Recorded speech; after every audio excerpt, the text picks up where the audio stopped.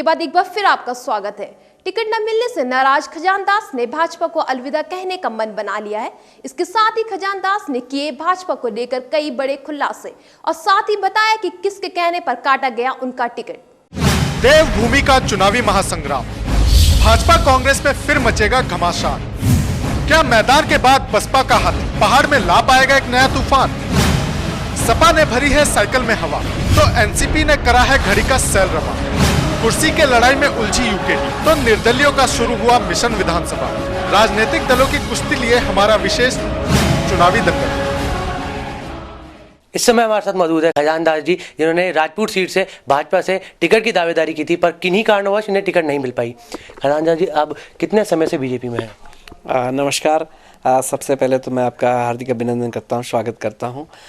देखिए, मैं भारतीय जनता पार्टी की सदस्यता 1996 में ली थी और तब से अब तक जो है भारतीय जनता पार्टी का हूं। और भारतीय जनता पार्टी ने मुझे 2007 में टिकट दिया, पहले 2002 में दिया, किसी कारणवश में वो चुनाव हार गया था। 2007 में मैं भारी मतों से जीता हूं और फिर मुझे राज्य मंत्री बनाया, फिर जो है कैबिनेट मिनिस्टर बनाया और 7 महत्वपूर्ण विभाग मुझे दे, उसका निर्वहन करने की मैंने कोशिश की। आप एक मंत्री हैं, आप क्या मानते हैं, क्या कुछ कारण रहे होंगे जिन वजह से आपका टिकट कटा है?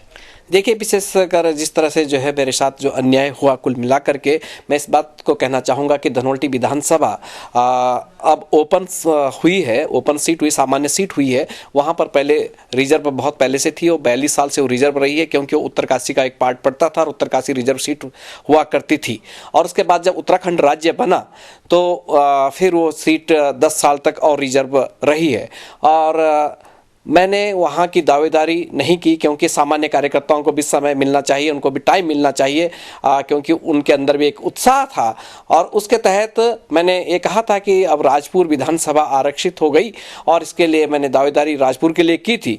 किंतु जिस तरह से जो है पार्टी ने मेरे साथ एक अन्याय किया है, और दावेदारी करने का भी मेरा एक ही लक्ष्य था कि मैं यहाँ पर देहरादून में 25 सालों से रह रहा हूँ और यहाँ का बिल्कुल गली गली को जानता हूँ, कार्यकर्ताओं से पहचाने, कार्यकर्ताओं की भावनाओं को परखा और उन्होंने मुझसे कहा कि आप यहाँ से चुनाव लड़िएगा।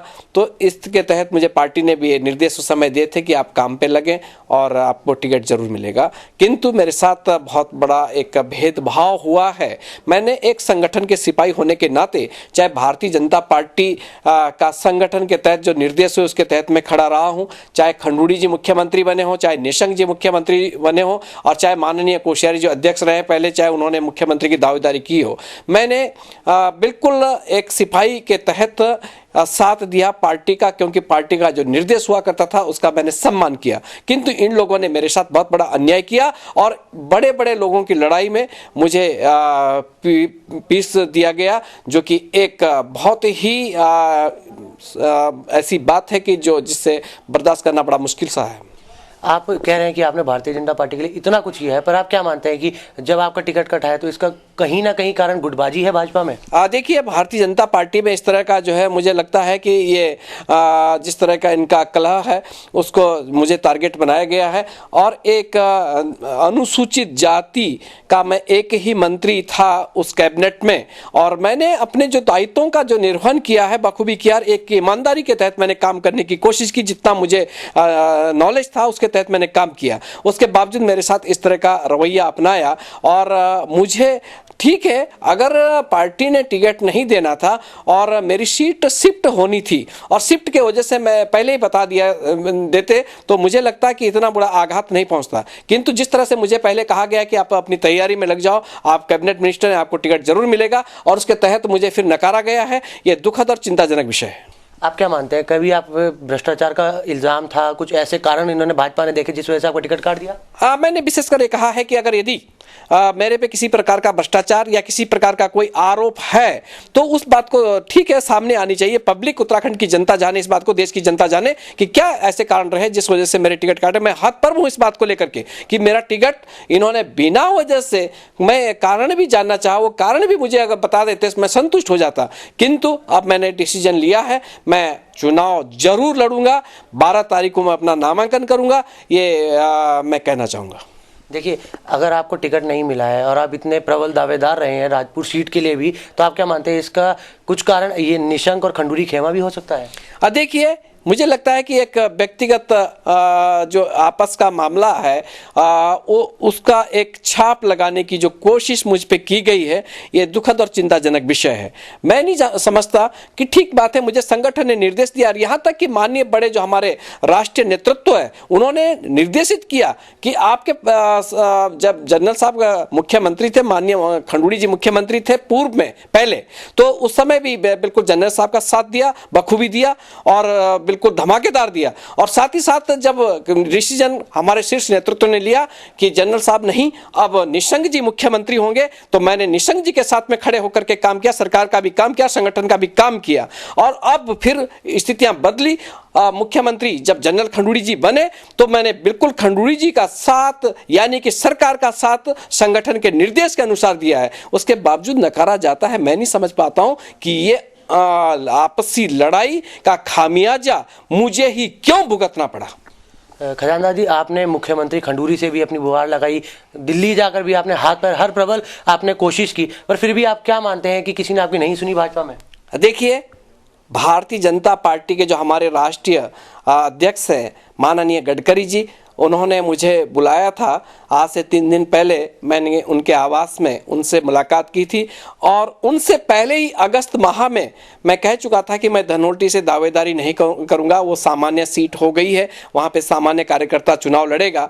अब मुझे शिफ्ट होना है, तो लिहाजा मैं देहरादून में अपने जो राजपुर क्षेत्र है वहाँ से दावेदारी की बात की थी। वो भी इस बात को लेकर के हतप्रभ हुए। उन्होंने कहा कि किसको वहाँ पे जो है टिकट मिला, किसको कैंडिडेट्स वहाँ पे बनाया गया। उन्होंने इस बात की भी चिंता की थी, और उन्होंने ये भी कहा था मुझसे कि इसको हम पूरा जो इसको देख लेंगे, कुछ इसमें हम परिवर्तन करेंगे। ये मुझे आश्वासन दिया गया था, किंतु ऐसा नहीं हुआ, जो एक मेरे लिए बड़ा चिंता का विषय है।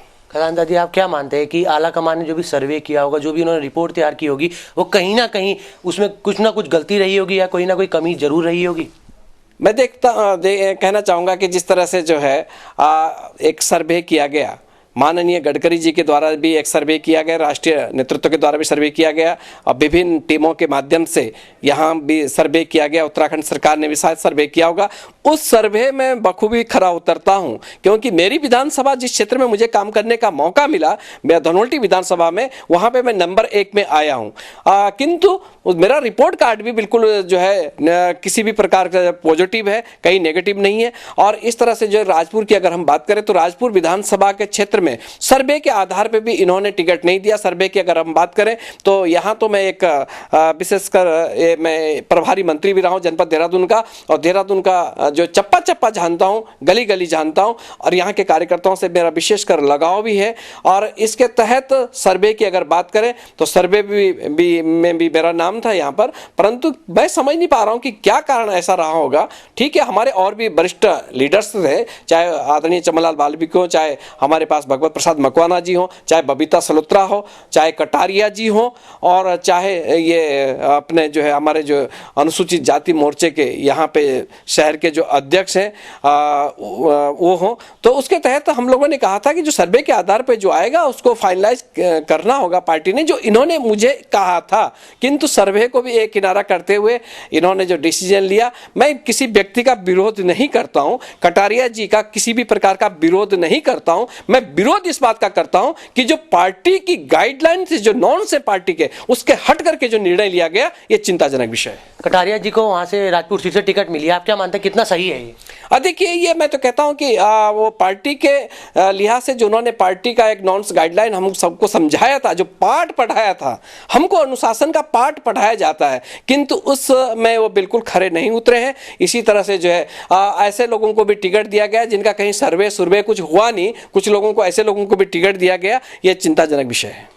आपके अगर राजपुर क्षेत्र की बात करें, जहां से आप दावेदारी कर रहे थे, अब आप निर्दलीय लड़ने का मन बना चुके हैं, अगर वहां पे देखें तो क्या कुछ कमियां हैं उस क्षेत्र में? क्या कुछ आप मानते हैं कि वहां पे बदलाव आना चाहिए? देखिए, अभी जो राजपुर विधानसभा क्षेत्र की जो सीट है, वो महत्वपूर्ण सीट है, यानी कि वो देहरादून का एक हृदय है।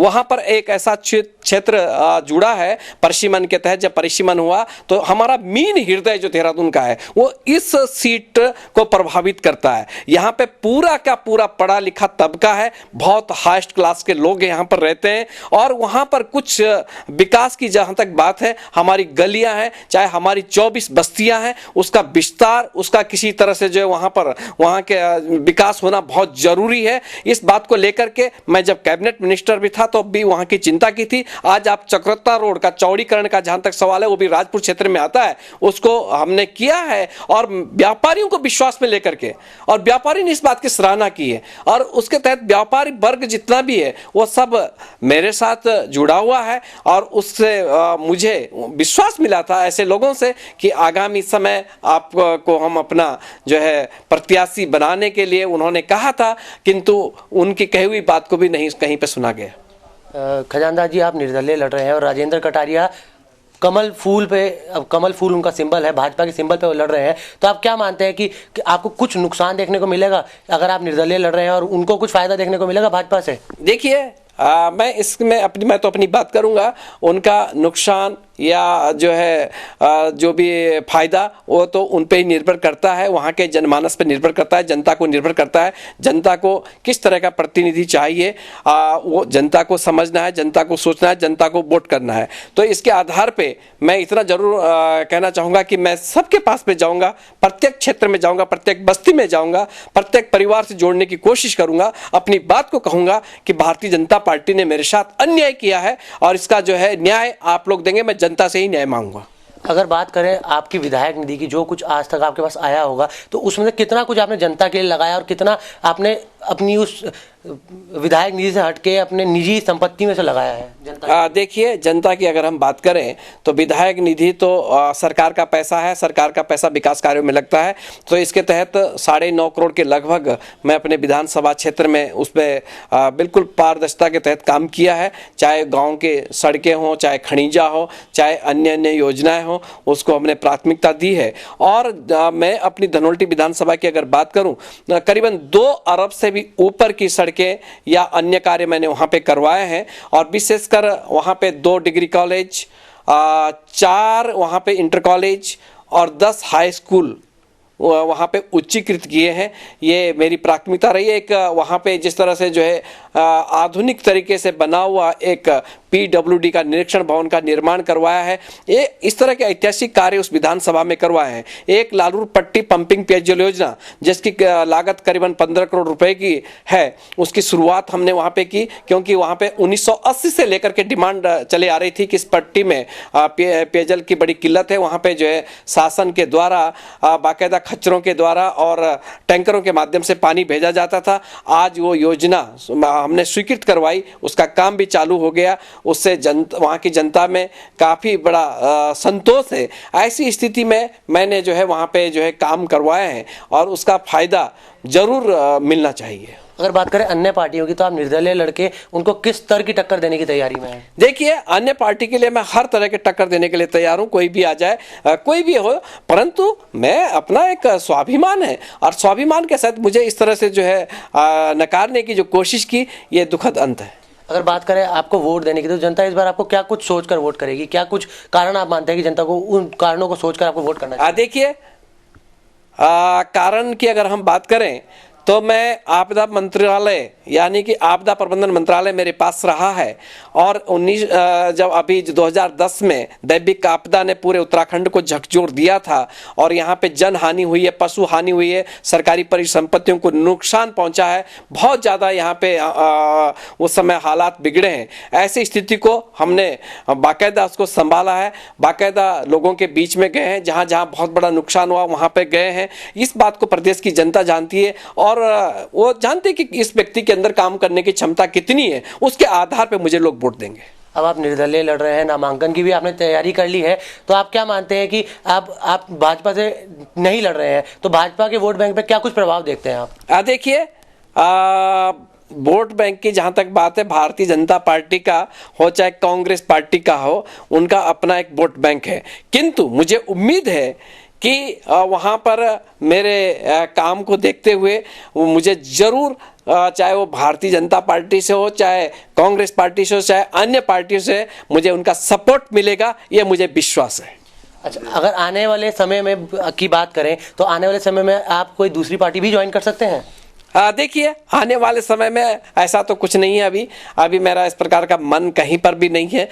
जो भी होगा वो निर्णय मैं अपने कार्यकर्ताओं के साथ में मिल बैठ करके निर्णय लेंगे, ये मैं कहना चाहूँगा। आप हमारे माध्यम से जनता को कोई संदेश देना चाहें, कोई अपील करना चाहें? देखिए, जनता को तो विशेषकर मैं कहना चाहूँगा कि जनप्रतिनिधि ऐसा होना चाहिए कि जो आपके सुख और दुख में काम आए।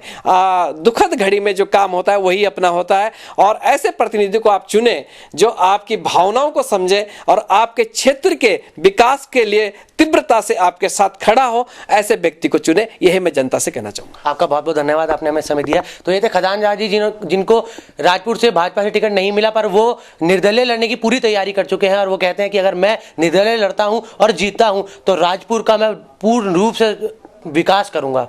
कैमरा पर्सन गौरव पंत के साथ मैं सागर चांदना, सौभाग्य मिथिला, उत्तराखंड। देवभूमि का चुनावी महासंग्राम, भाजपा कांग्रेस में फिर मचेगा घमासान। क्या मैदान के बाद बसपा का हाथ पहाड़ में ला पाएगा एक नया तूफान? सपा ने भरी है साइकिल में हवा, तो एनसीपी ने करा है घड़ी का सेल रवा। कुर्सी के लड़ाई में उलझी यूकेडी, तो निर्दलियों का शुरू हुआ मिशन विधानसभा।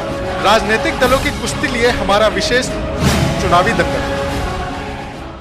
आज के विशेष में बस इतना ही। उत्तराखंड की ताजा तरीन खबरों के लिए देखते रहिए रोजाना सुबह 9, रात 8:30 और 9:30 बजे आपका अपना न्यूज चैनल सौभाग्य मिथिला। नमस्कार।